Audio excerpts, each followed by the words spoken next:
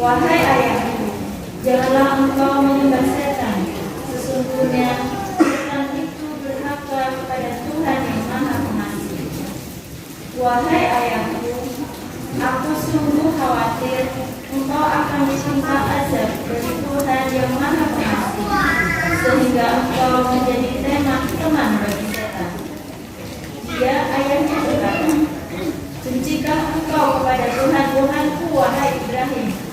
Jika engkau tidak berhenti, pasti engkau akan kurajam. Maka tinggalkanlah aku untuk waktu yang lama. Dia Ibrahim berkata, semoga keselamatan dilimpahkan kepadamu. Aku akan memohonkan ampunan bagimu kepada Tuhanmu. Sesungguhnya Dia sangat baik kepadaku.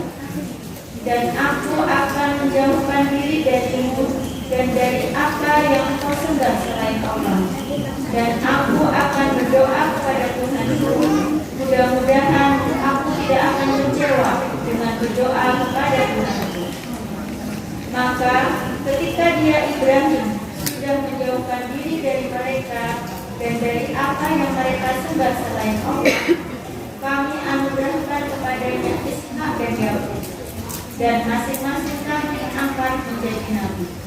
Dan kami anugerahkan kepada mereka sebagian dari rahmat kami, dan kami jadikan mereka buah untuk kata yang baik dan mulia. Maha benar Allah dalam segala firman. Wassalamualaikum warahmatullahi wabarakatuh.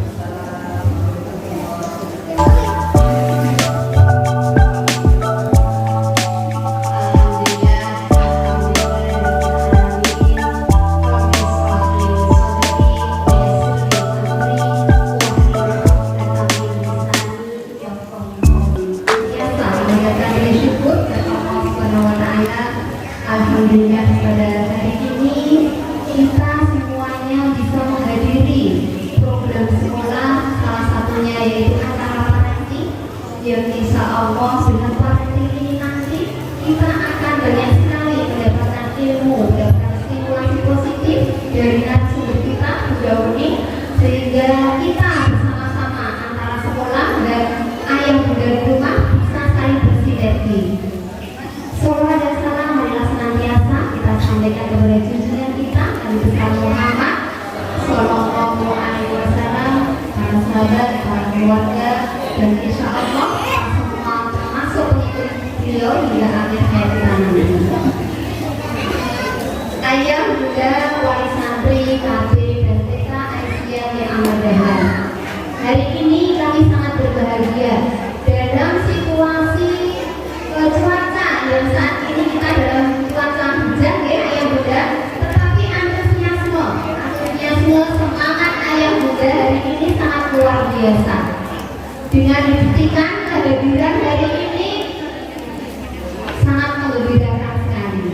Ini salah satu energi positif ya, salah satu energi positif kita sambut sama-sama untuk apa istilahnya pendidikan ya, untuk pendampingan ya, ini luar biasa.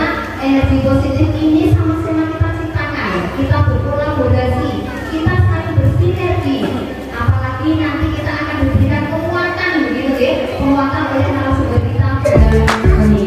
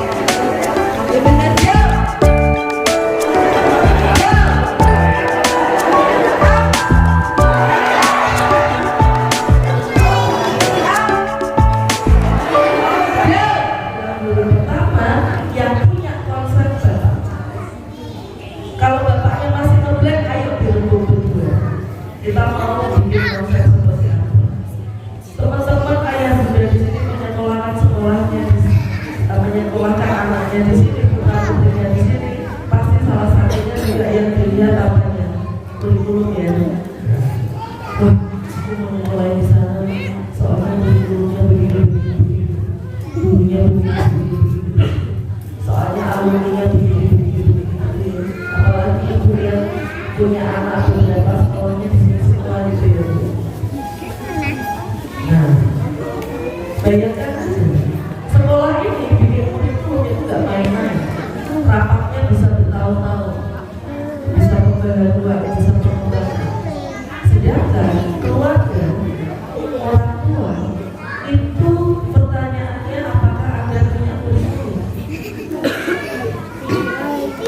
Kalau sekolah kan bertanggung jawabnya sama orang tua. Memang juga bertanggung jawab sama Allah. Dulu ngasih apa ngajarin apa. Tapi justru orang tua diamanai secara langsung putra putrinya akan dimintai bertanggung jawab. Maka di rumah itu harus punya yang namanya kurikulum. Jangan sampai wah nanti jadi anak gimana wes asrama sekolah lewat mau bayar. Sekolah guru itu sifatnya sekunder. Yang primer siapa? Orang tua. Boleh punya harapan. Tapi kalau anaknya nggak mandiri, anaknya nggak soleh, jangan nyalahin sekolah. Karena yang terjadi yang punya tugas utama itu adalah orang tua. Yang dimintai bertanggung jawab adalah orang tua. Terutama para ayah-ayah. Kita kasih tepuk tangan dulu ayah-ayah yang ada. Jarang ya Pak, ayah-ayah tertentu ya. Ini alhamdulillah datang. Gak tahu datangnya terpaksa, diacak atau apa saja. Tapi alhamdulillah yang penting faktanya ada di sini gitu kan. Sedangkan ibu-ibu itu pelaksana. ADW itu cuma manut aja. Makanya jangan sampai perannya tertukar. Ayah itu raja tega, ibu itu tugas tukar, sini dok, buku baca belak-belak. Itu wale namanya, bapaknya pembasuh luka, ibunya raja tega. Jadi ketegasan pengambilan keputusan belajarnya dari ayah. Makanya kenapa ayah itu harus terlibat? Ya, karena ibu itu suka banyak apa? Gak tega. Kemarin ada seorang ibu di satu sekolah yang bertanya, udah saya tuh sama anak saya punya kesepakatan. Tapi dalam perjalanannya saya yang gak tega. Anaknya manut bu. Jadi kita boleh gak tega bu, tapi hanya sebatas di perasaan. Jangan sampai action. Ketidaktegaan kita jangan sampai eksekusi dalam bentuk action. Kalau ketidaktegaan kita dalam bentuk action, nanti aturan-aturan ya kesepakatan itu akan lumer, gak ada gunanya. Jadi kalau kita gak tega, kita masuk kamar nangis saja. Ya Allah, gak tega banget. Keluar tetap harus tega. Kenapa Bapak Ibu? Gen Z, ini Bapak Ibu gennya apa nih? Generasi apa? Milenial ya? Kelahiran 80? Ada yang 90? Ada yang 70? Saya ngomong 70 ya, karena saya 70. Gak apa-apa. Milenial sama generasi milenial akhir ya. 90 itu milenial tapi akhir. Gen Z itu mungkin ada yang punya putra putri sudah besar juga. Dan generasi apa itu banyak digibahin gitu ya. Digibahinnya itu apa? Di dunia ke-HRD-an dibilang Gen Z itu lemah. Baru ditegur atasannya sedikit langsung kena mental, healing. Dimarahin 4 kali, healing baru 5 kali. Belum habis bulan gajinya habis karena untuk healing. Ngopi sih beta stres. Sehari dimarahin 3 kali, ngopinya 3 kali. Kemudian anak-anak remaja, belum remaja dulu, yang belum bekerja menjelang dewasa, atau sudah dewasa tapi dewasa awal, 20-an, anak-anak kuliah. Itu juga jadi pembicaraan. Sedikit-sedikit aku terkena panic attack, aku anxiety disorder, aku bipolar pun banyak yang DM saya.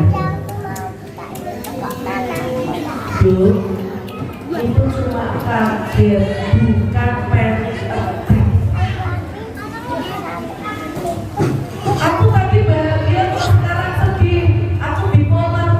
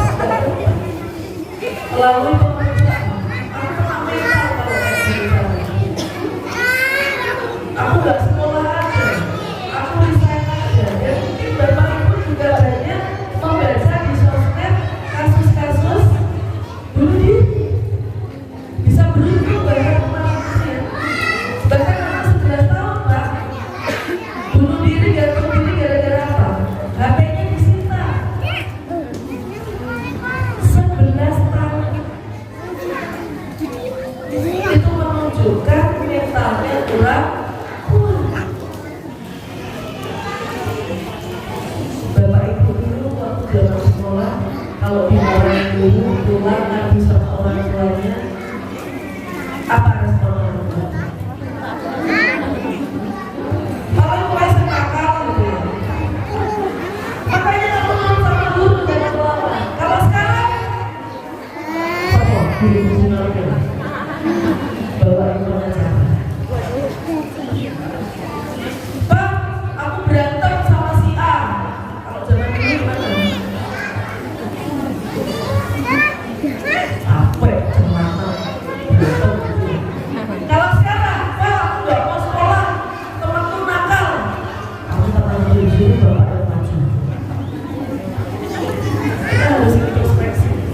Kalau kita mau membandingkan anak dulu sama anak sekarang, saya mau nanya, mendidik anak dulu sama mendidik anak sekarang susah nggak? Dulu jadi anak atau jadi orang tua, tahu bapak dulu. Ya, jadi nanyanya sama orang tua kita kan, padahal orang tua kita kalau ditanya jawabannya apa? Waduh, susah juga. Makanya orang tua dulu untuk anak dulu, orang tua sekarang untuk anak sekarang. Kalau kita membandingkan anak dulu mungkin lebih kuat, maka kita juga harus membandingkan jangan-jangan orang tua dulu caranya sama orang tua sekarang juga berbeda, kebiasaannya juga berbeda, perhatian yang diberikan juga berbeda. Kemarin ada anak-anak SD di satu kota, Bapak Ibu, yang mungkin mendampingi orang yang penderita gula, sakit gula. Itu kan suka tes darahnya itu pakai spray. Terus kalau udah selesai dibuang ya. Itu ada yang ngumpulin dicuci dijual.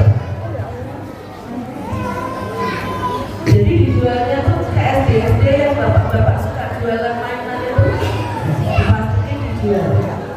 Itu ternyata tajam. Jadi sama anak-anak SD itu buat bikin barcode di tangan. Bapak Ibu tahu ya, yang suka mengiris-iris lengan bagian dalam, itu kalau anak sekarang bilang istilahnya bikin barcode. Bikin barcode. Jadi ngebarcode-nya itu pakai tadi, yang bekasnya buat strip, ngecek kolesterol, gula darah, dan asam urat. Terus habis itu difoto, diupload. Dia lagi ngapain kira-kira? Motifnya dia apa? Caper, mencari berat, berarti perhatiannya. Jangan-jangan salah satunya yang bikin anak-anak ini gak kuat juga adalah orang tua kurang perhatian. Jadi harus mencari perhatiannya dengan cara bilang, aku sakit, aku menderita, aku sedang ada masalah. Sampai seperti jadi kalau di psikologi ada namanya distress disorder atau compulsive syndrome. Jadi dia harus berpura-pura sakit supaya orang itu mau memperhatikan dia, mau baik sama dia. Kemudian jangan-jangan kita terlalu protektif. Padahal Bapak Ibu sudah hidup sekian puluh tahun, rata-rata usianya berapa di sini? 30-an, 40. Sudah pernah berumur? Sudah pernah kejengkang? Sudah pernah kepentok? Sudah pernah kejedot? Bahkan sudah pernah terjerembab, naik terjerembab lagi, pernah enggak? Itulah hidup. Jadi berilah kesempatan anak-anak kita ini juga berkonflik dengan temannya, dapat hukuman mungkin dari gurunya.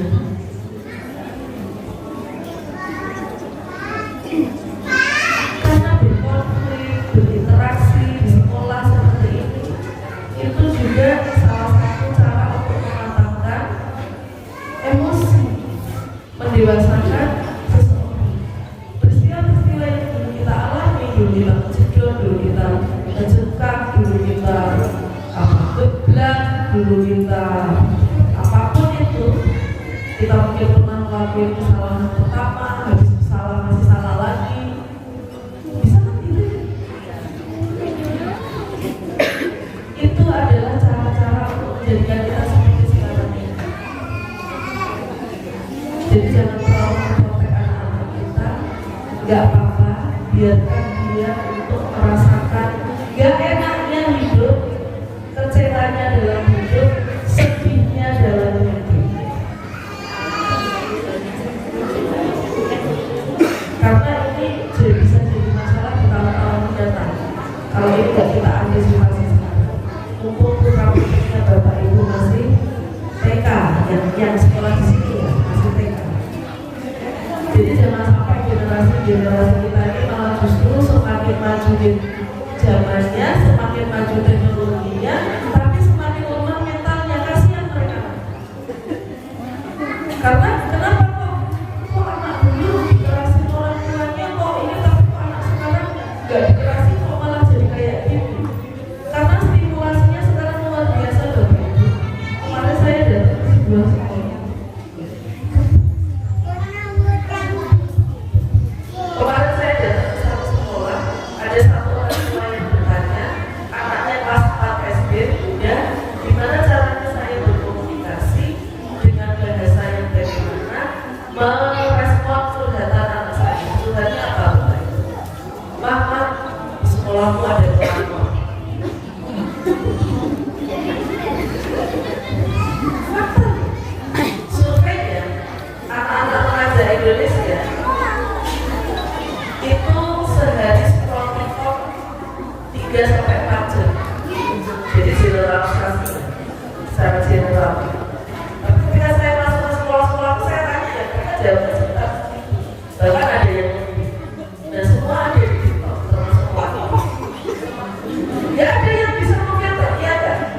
Ibunya bertanya, loh kok bisa pelakor? Iya, soalnya pernah udah sama si A. Dia juga sama si A. Dan dia pelakor.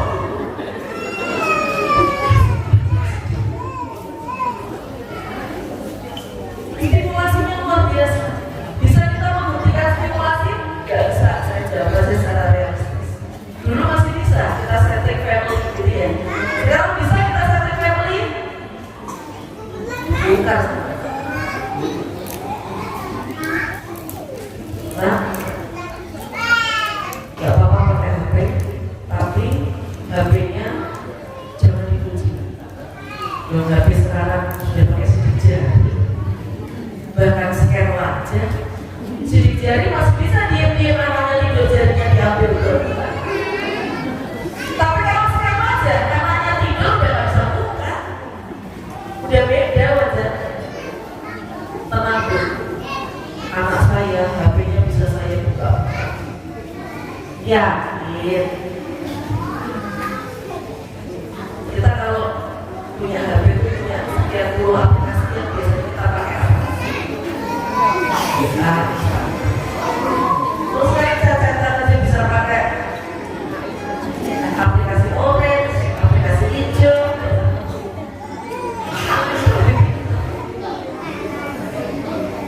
Kemarin ada anak TK, ini fakta ya, yang mencabul itu ada di sosmed Bapak Ibu. Makanya saya selalu saran, kalau kita punya anak-anak generasi Z, generasi Alpha, kalau Bapak Ibu harus update, selalu update. Kalau perlu punya TikTok. Kenapa? Supaya tahu fenomena sekarang ini apa. Jadi jangan skeptis, TikTok itu enggak semuanya buruk. Dunia online, dunia offline, semuanya ada, baiknya ada, buruknya ada. Kalau mau mengeksplor, banyak yang baik juga, banyak edukasi. Jadi silakan punya TikTok, nanti follow saya. Tapi banyak edukasi. Salah satunya kenapa kok kita harus punya? Supaya kita bisa tahu apa yang update terjadi di dunia ini. Terutama di Indonesia, terutama di kawasan seumurannya anak kita. Jadi biar kita apa waspada.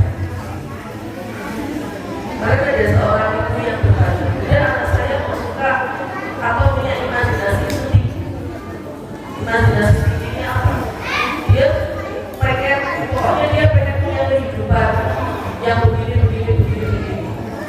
Jadi misalnya dia itu ulang tahun memang ya, tapi gak ada teman-temannya, tapi dia ngomong sama temannya kalau udah ibunya bingung, teman-temannya pada datang ke rumah semua gitu kan. Nah, coba telusuri apa yang sering dia buka. Ternyata dia sering nonton ada satu akun di YouTube itu, si yang akun itu dia sering seadanya begini. Banyak menawarkan keindahan yang belum tentu sesuai dengan realita kehidupan kita atau relate sama kehidupan itu. Jadi yang dicermati stimulasi itu adalah durasinya, kontennya juga. Nah, kenapa kita perlu masuk? Supaya kita tahu dan tahu. Supaya apa? Kita bisa berdiskusi sama anak kita, karena kita nggak bisa mengontrolnya anak kita, mata kamu jangan lihat, kamu jangan dengar. Faktanya dia tidak akan lihat dan anak kita realistis saja menghadapi. Tapi kalau SD sudah mulai merasa, SD itu tugas-tugas guruannya sudah mulai pakai HP. Kita mau bilang, aku nggak boleh pegang HP sama sekali. Emang bisa? Makanya enggak.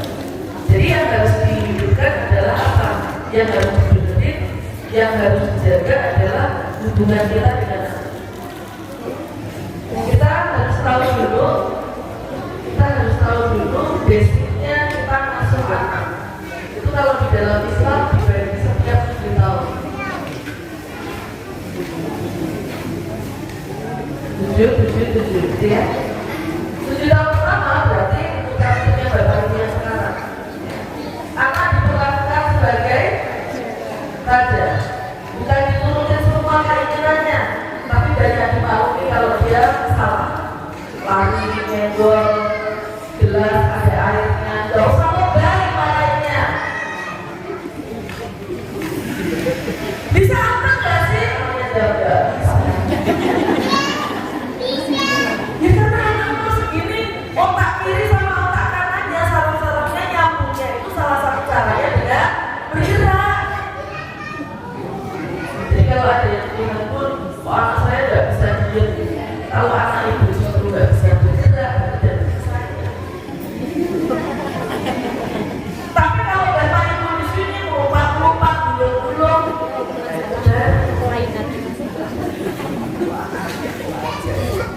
banyak dimaklumi. Kenapa dia baru 2 tahun, 3 tahun, 4 tahun, 5 tahun menjadi dunia ini? Kita yang udah gede, yang udah dewasa, udah matang aja, bisa salah gak? Salah, pengen gak salah lagi, bisa salah lagi gak? Ya anak-anak gitu. 7 sampai 14, ini kan yang TKB sudah hampir masuk usia. Kita perlakukan anak sebagai prajurit atau tawanan perang.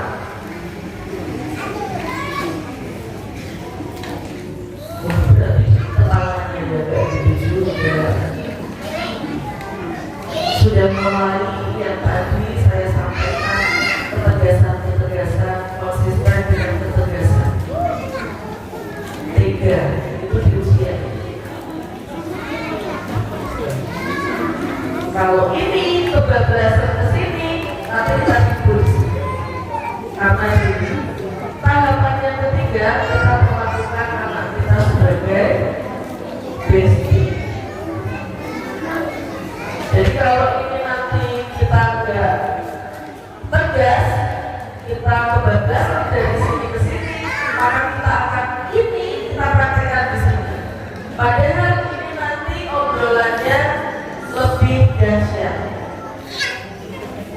Gimana kita bisa ngobrol dekat mesra sama anak kita kalau kita banyak ngomel?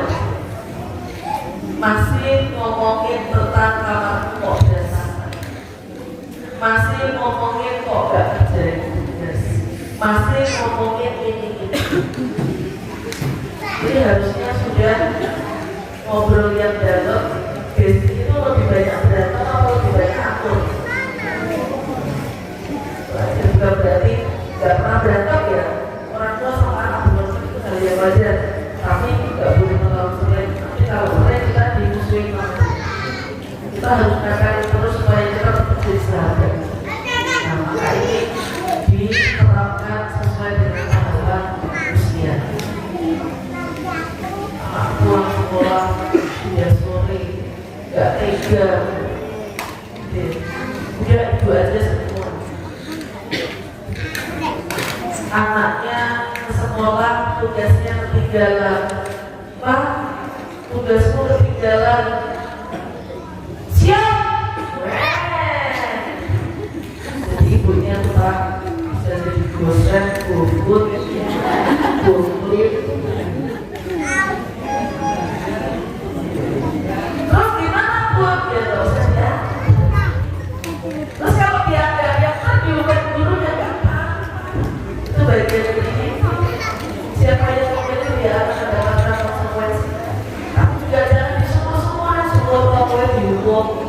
Dia nggak biasa aja. Apa pembelajarannya sama aku? Ya nggak terima kali yang besok gimana? Aku mau ngecek lagi. Selesai, nggak usah makannya. Mama bilang juga apa? Ya Allah, gimana katanya sama dari zaman dulu. Auto tes. Jadi kalau ditelepon anak, tugasku ketinggalan. Pernah ya? Kamu hadapi yang harus kamu hadapi. Kamu jalani yang harus kamu jalani. Nanti pulang tak praktek basi. Jadi bukan makanya bilangnya sudah dia bingung, diomelin dan stres. Tapi bukan ngece loh ya. Ya udah hadapi ya. Karena tenang ya, kamu hadapi yang harus kamu hadapi. Hadapi semua yang harus kamu hadapi. Tenang. Ya. Nah, nanti pulang sekolah disambut sama makanan dulu, jangan kurang-kurang biar mau kemana-mana. Ayo, ada pisang goreng, ada es teh, sampai dia santai. Apa yang kamu rasakan? Jadi bukan malah WA gurunya, maaf ya, tugas anak saya ketinggalan. Saya mau yang salah dulu. Ya Allah.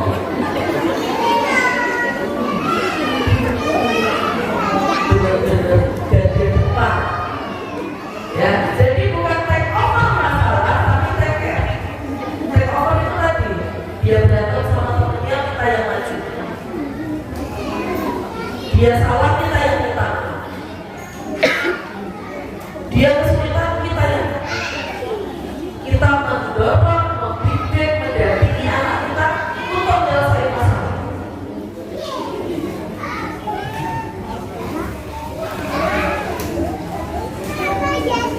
Aku di sekolah orang tua ada yang nakal, tak berguna. Aku tahu nggak? Kalau aku nggak suka,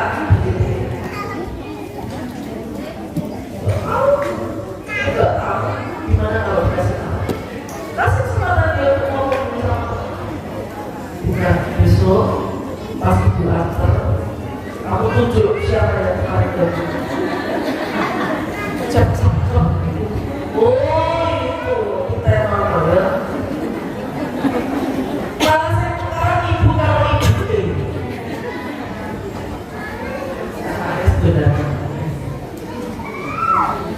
Jadi ini dipahami dulu bahwa ini memang tugas kita, kewajiban kita, lakukan semaksimal mungkin. Bisa nggak ada kendala sana? Bisa. Bisa nggak sudah itu parenting sana sini? Kok anak saya tetap sulit? Ya bisa. Tugas kita Bapak Ibu sebagai orang tua itu proses parenting itu adalah ketinggalan. Tapi aja lewat anak. Tapi itu apalagi itu. Makanya kita jangan sampai maju anaknya teman kita. Ini luas ya. Justru karena ilmunya itu tinggi, ujiannya lebih tinggi.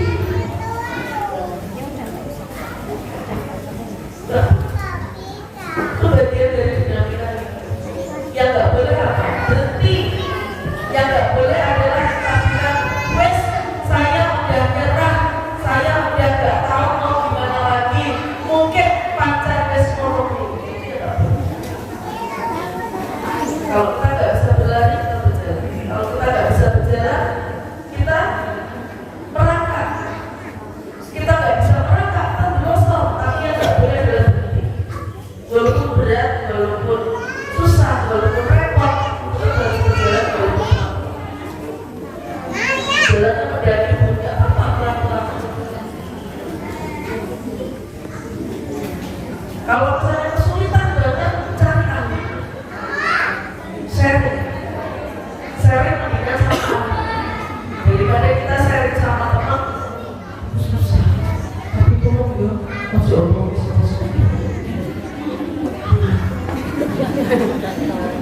aku tak gue sudah mau mesake loh itu. Awalnya naos sampai sana jadi lodeng. Apa itu tidak tahu. Tapi kalau ahli, memang yang punya profesinya itu, dia tidak punya kepentingan apa. Kalau misalnya dia membantu, dia tidak dan dia juga punya kode etik yang dia pegang, misalnya tidak akan kemana-mana. Nah, ya nggak boleh gitu ya. Dalam mengasuh itu ada beberapa hal yang harus kita setelah dasarnya ini. Yang pertama adalah jadi orang tua itu harus visioner. Kita harus tahu kira-kira ke depan desa apa, berdasarkan apa orang-orang belajar ilmu seperti ini. Jadi nggak bisa sekarang ya kita cuma ya pokoknya jadi anak ya sekolah anak nanti beda ya. Sekarang kondisinya sudah beda sama dulu. Kita nggak bisa pakai cara dulu untuk kita terapkan di zaman yang sekarang karena stimulasinya tadi luar biasa dan kita nggak bisa menghambat itu. Anak-anak kita itu kalau dikorek, mereka pengen tahu banyak hal. Mungkin bahkan mereka tahu banyak hal yang kita nggak tahu, mereka tahu banyak hal. Jadi saya sering melakukan sosial eksperimen. Saya ngobrol sama anak-anak pengajar dewasa, mungkin yang sudah kuliah. Saya tanya apa yang jadi unek-uneknya, apa yang mereka alami. Itu yang saya temukan banyak yang belajar. Dan banyak orang tuanya nggak ngerti. Contoh ya. Sekarang ini pinjol itu menjadikan anak-anak muda itu target. Kenapa? Karena gampang. Yang penting punya KTP. Oke. Yang kedua, anak-anak ini dapat stimulasi dari luar. Wah, healing dulu, ngopi dulu. Akhirnya apa? Uangnya dapat. Ketika uangnya dapat, dia butuh uang yang lebih. Ya, dia minta orang tuanya nggak bisa, dia bisa. Atau ini yang baik saja. Laki sama perempuan pacaran, ya, pacaran. Yang laki ini kecanduan judi online. Namanya juga judi ya, judi online itu kan paling gampang. Ya, orang nggak apa-apa yang ditawari. Biasanya awal-awal dimenangkan, menangnya sampai 4 juta, 5 juta itu menurut cerita mereka. Jadi kan bersemangat, termotivasi. Oh, tambah lagi ya. Akhirnya masalah nggak taunya kalah. Si anak lagi ini, si pacarnya lagi ngerusui uangnya yang pacarnya yang perempuan pasangan. Sampai dia nggak bisa ngasih lagi, akhirnya dia pakai datanya yang perempuan untuk pinjam. Banyak kasus kayak gitu banyak. Dan banyak orang tua itu nggak tahu. Akhirnya apa? Yang ditagih ya kemarin itu ada anak mahasiswa sampai laptopnya udah hilang. Terus sekarang motornya hampir jualnya tepat. Jualnya tepat. Jadi motornya tuh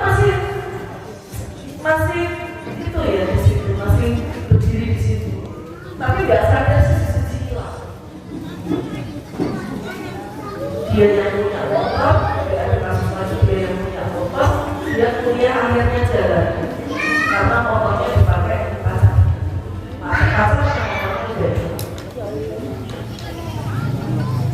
Ada yang mereka pacaran sering dipukulin, digebukin, atau dikasih kekerasan terberat, masih aja kalau pacaran sama anak-anak. Orang tuanya nggak tahu juga.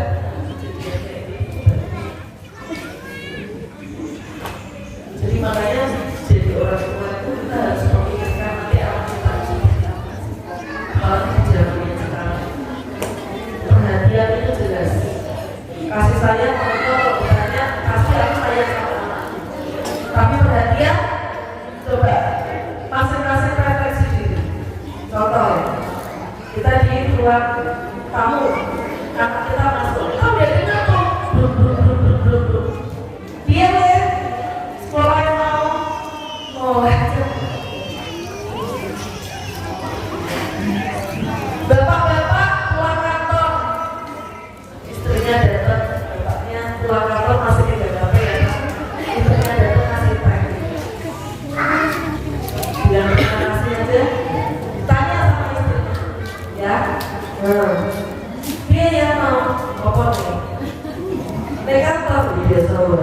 Mau mereka saja, sehingga anak-anak ini harus mencari perhatian di mana? Di luar.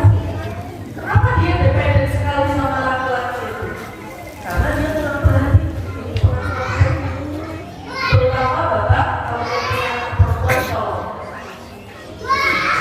Karena ketika kurang perhatian dari ayah, kurang kasih sayang dari ayah, maka dia akan mencari sosok itu di rumah. Jadi digebukin gak apa-apa, dikata-katain verbal gak apa-apa, yang penting cowok ini ada sama aku. Padahal ada sama aku ya, karena perempuan ini masih ngasih uang terus. Saya tanya, kenapa kamu masih ngasih uang, kamu sampai laptop segala macam? Karena kalau aku gak kasih, dia perempuan sama aku. Berarti dia beli apa? Beli perhatian. Padahal perhatian itu bisa didapatkan gratis dari orang tua. Loh, ini fakta ya, saya nggak takutin tapi fakta yang terjadi. Jadi kita harus waspada. Yang kedua adalah kompak. Suami istri kompak. Kalau kita berbeda boleh nggak? Boleh, tapi diri satu, jangan di depan anak. Kita punya perbedaan pandangan, kita punya perbedaan persepsi, tapi diri satu. Kita yang berbeda di kamar ngobrolnya. Kalau satu menangani, jangan langsung dipotong di situ. Misalnya, enggak deh, pokoknya enggak jajan sudah cukup. Ketika bapaknya datang, ya sini. Ibunya kesel sama bapak. Terus pak, kita buat anak juga. Ya, cara. Akhirnya harga dirinya ibunya jatuh. Jadi anaknya kalau minta jajan ke siapa? Tadu lagi.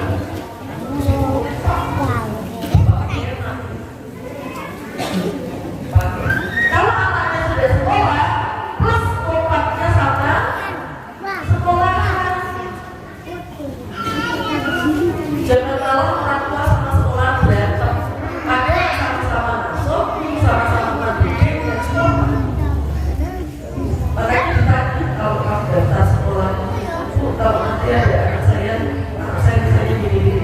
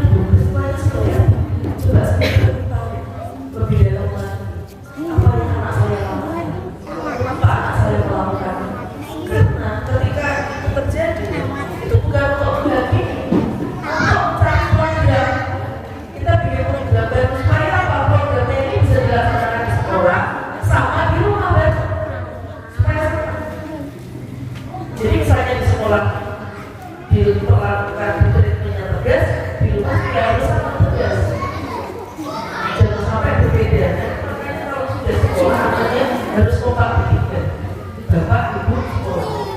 Malah justru saling bantu, malah justru kasih informasi. Mungkin sekolah akan bertanya dengan mudah kok. Kok dulu misalnya nggak kumpul temannya, kok sekarang lebih sering kumpul temannya. Mungkin sekolah akan bertanya ada yang berubah nggak kebiasaan ini. Soalnya ada pertanyaan.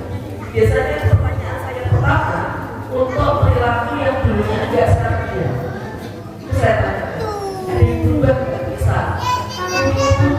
Itu bapaknya kerjanya di rumah, sekarang kerjanya di sekolah. Karena perilaku itu, makanya kita kenapa nggak boleh beli anak itu langsung nakal? Pasti ada motif di belakang. Misalnya dia sebenarnya protes karena bapaknya kok perhatiannya jadi berkurang. Dulu waktu bapaknya di rumah lebih sering bapaknya memberikan perhatian, sekarang yang berubah. Mungkin pun saya lagi hamil, itu nggak bisa mempengaruhi. Karena itu kan bener kabar ngomongnya adik itu ada insecure-nya. Semua kasih kemarin aku yang diingatkan.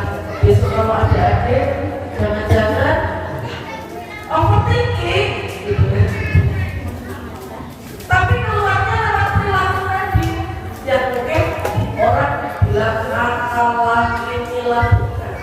Mesti ada motif. Kemudian yang ketiga, ayo bikin program atau kurikulum. Kalau misalnya ini dirasa terlalu berat, nilai-nilai apa yang mau kita share ke anak kita? Udah, simpelnya itu deh. Opak suami istri. Oh bu, yang utama apa bu? Akidah dulu. Kemudian apa? Oke. Berarti nanti kita turunkan lewat perlakuan-perlakuan dan kita pakai metode apa? Ini semata. Makanya ini opak dulu supaya metodenya sama antara suami istri dan suruh-suruh sekolah. Di sekolah kalau ada langsung anak ngajar karena gurunya koyak-koyak. Di rumah begitu aja, bapak ibunya masih pegang HP, tidak gitu. Kemudian bilang, bu, sekolah kok dia harus dia sekolah, tapi kok di rumah kok dia susah banget untuk masuk. Jangan-jangan kita bukan mengajak, tapi kita sholat dulu dia ada tuh.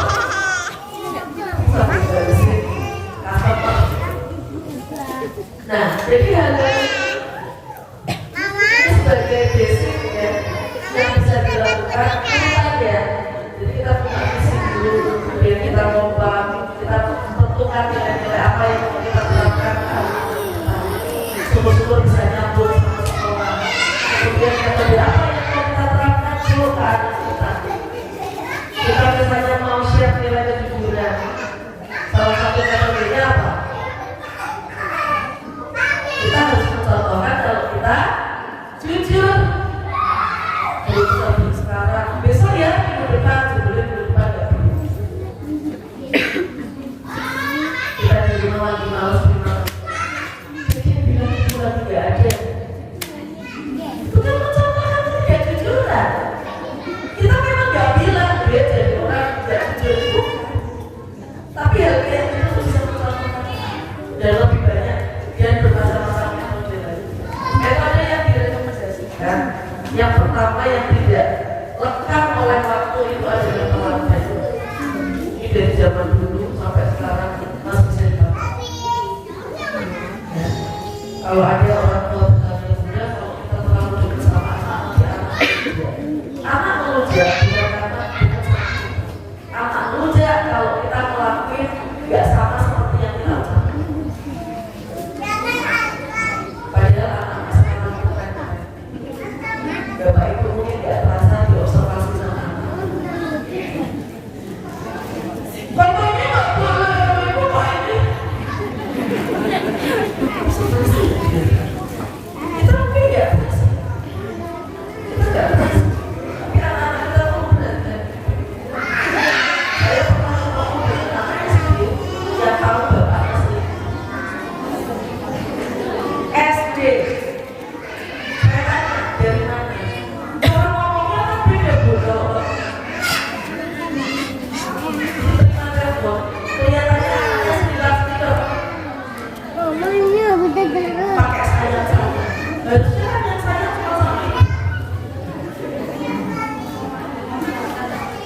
aku nggak tahu pacaran.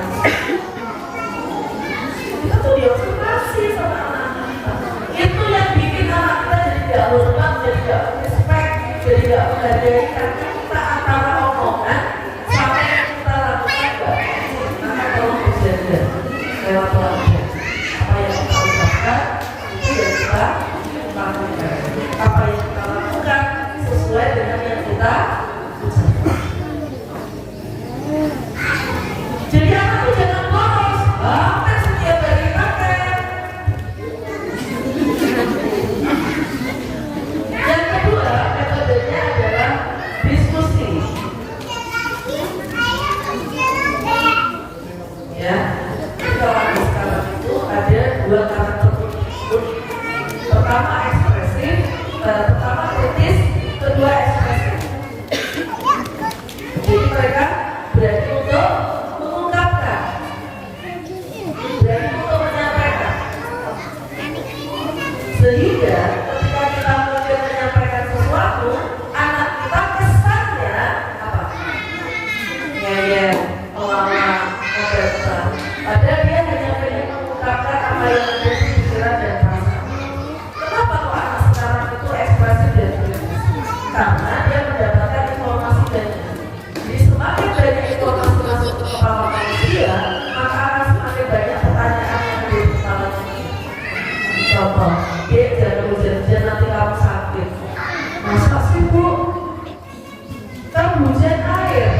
Aku mandi juga pakai air. Kok aku disuruh-suruh mandi? Kok aku nggak boleh hujan-hujan air? Mau jawab apa?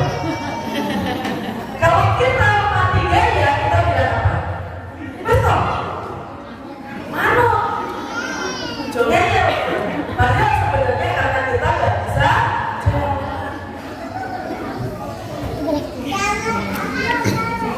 Kita aja mungkin nggak tahu hujan itu bikin sakit kronologis gitu.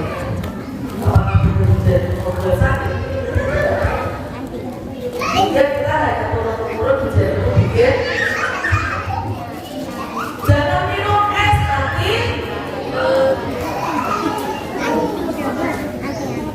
Terus apa lagi? Kalau anak sekarang dikasih tahu, jangan duduk di atas batang, nanti tolong bapak. Nanti anaknya jawab, memang boleh, nggak sih masuk akal itu. Tolong bapak jelaskan secara ilmiah apa hubungan mundur dengan bantal. Karena ada anak di sama bannya, sama eyangnya. Kalau makan dengan kritik-kritik, nanti saya tanya datang, kata anaknya. Bani, masuk sih kalau itu berarti kurang bakso setan semua dong. Jadi kita buka ruang diskusi. Tapi kan gini, oke, tapi gimana? Ya nggak, diskusinya gimana? Sini duduk, kita ngobrol. Jangan, ya. Tanya.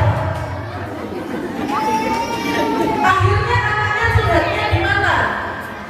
Ngobrolnya di mana? Di luar kopi itu. Saya kalau lagi berusuhan, itu saya tanya, kalian tuh kalau ngobrol udah nggak tahu.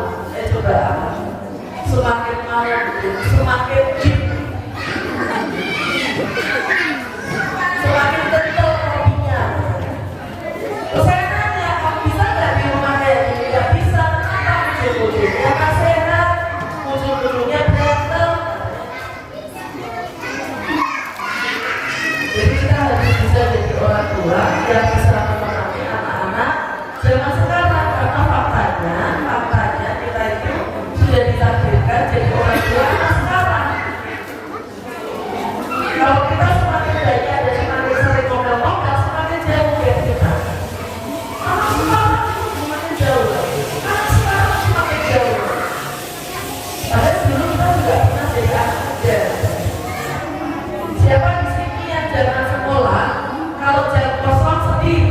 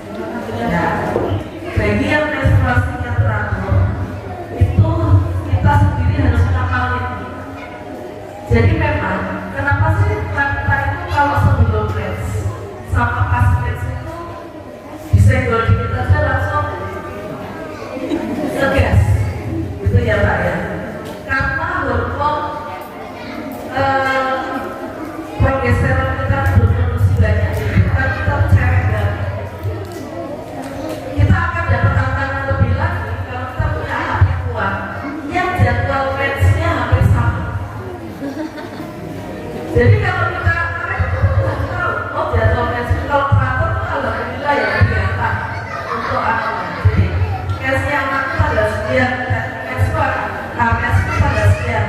Jangan terlalu sering berinteraksi dulu. Jadi kalau anaknya kelihatan sebelum dia minggir dulu, karena kita sendiri saat itu nggak bisa objektif. Terus kalau untuk kita sendiri kita tanggali. Tipsnya tuh gini. Gelombang otak kita tuh ada apa? Alfa, beta, beta, delta. Tak ulangi ya, alfa kayak sekarang ini. Relax, santai, tapi sadar. Beta itu pas stres, marah, kemerungsung, sedih banget atau happy banget. Makanya ada orang laki yang nonton bola gol, lari muter-muter rumah, berhenti bola lari, bahkan kemarin ada yang nyopot pintu. Mungkin kondisi nggak lagi happy banget, dia nggak bisa nyopot pintu gitu. Jadi copot gitu. Karena apa? Dia lagi beta. Jadi kalau digambarkan itu gelombangnya kayak gitu. Frekuensinya itu apa? Kemudian gelombang theta itu lihat-lihat kalau mau tidur. Delta itu pas tidur ya tapi udah gak dikira apa-apa. Ngorok lah gitu. Dikatakan salah satunya ngorok. Dari 4 gelombang tersebut ada informasi itu yang gampang masuk yaitu gelombang alfa ini dan gelombang theta. Makanya tadi di awal diajarin SDG, diajarin main supaya relax. Tadi waktu saya tanya, masih semangat ini? Semangat. Jawabnya semangat, tapi wajahnya kurang semangat. Jadi disemangati, dibikin relax. Kenapa? Supaya materi itu bisa masuk. Kan gak ada yang tertekan sama saya ya. Nah, supaya materi kita itu masuk, yang penting bukan kita puas dan ngomong. Itu dipegang teman-teman. Aku harus lebih, aku harus mulai lebih. Terus apa manfaatnya kalau kita takut saat kita lebih? Apakah materinya masuk? Apakah nasihatnya masuk? Apakah bisa membuat dia mudah? Tidak. Malah lebih kalau membuat. Ya. Jadi targetnya itu adalah nasihat kita masuk, bukan yang penting mama udah ngomong. Kalau yang penting mama udah ngomong, itu komunikasinya gak enak. Mama udah ngomong loh ya, terserah mau lama apa enggak. Ya, jadi ketika itu kita pegang berarti apa? Kalau kita dalam kondisi PMS, kalau kita dalam kondisi tegang, kita harus mengurutkan gelombang otak kita jadi alfa dulu. Dan kita membuat anak kita alfa dulu. Kalau dia cenderung berarti dia beta. Kalau dia nangis berarti dia beta. Kalau gelombangnya beta dimasukin mental. Coba aja, anak nangis sudah sehat. Itu buang-buang energi. Ya, jadi kalau beta aku langsung aku mati, aku jengkel, aku gemes, masuk kamar. Ibu masuk kamar, nangis yang keras dibantal, sampai ibu selesai puas, rumah ambil air itu berbuka. Kita boleh dong nangis, kita boleh dong apa istilahnya orang tua sekarang kalau ada anak nangis dibilang tantrum, kita boleh tantrum, tapi di dalam kamar jangan di pinggir jalan, jangan di luar keluarga, nanti anaknya bengong, ibu ngomong. Masuk kamar, nangis, kenapa? Air mata yang keluar karena emosi itu tubuh kita akan menghasilkan hormon untuk menenangkan buat kita relax. Makanya kenapa orang habis nangis rasanya lega. Makanya kalau ada orang curhat ke saya, nggak saya suruh berhenti nangis. Sampai udah merah. Karena kalau saya potong, saya kasih tisu, nanti dia ngambil tisu, nangisnya nanti cerita nangis lagi. Ya sudah, nangis lagi terus sampai selesai. Ketika sudah selesai, orang itu akan lebih mudah diajak bicara.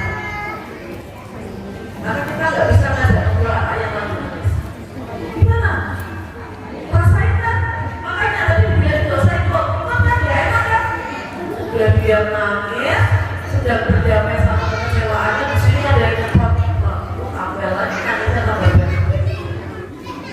Itu tipsnya ya Bu. Nah, jadi begitu ingat tuh aku lagi ngomong semua, tidak tepat.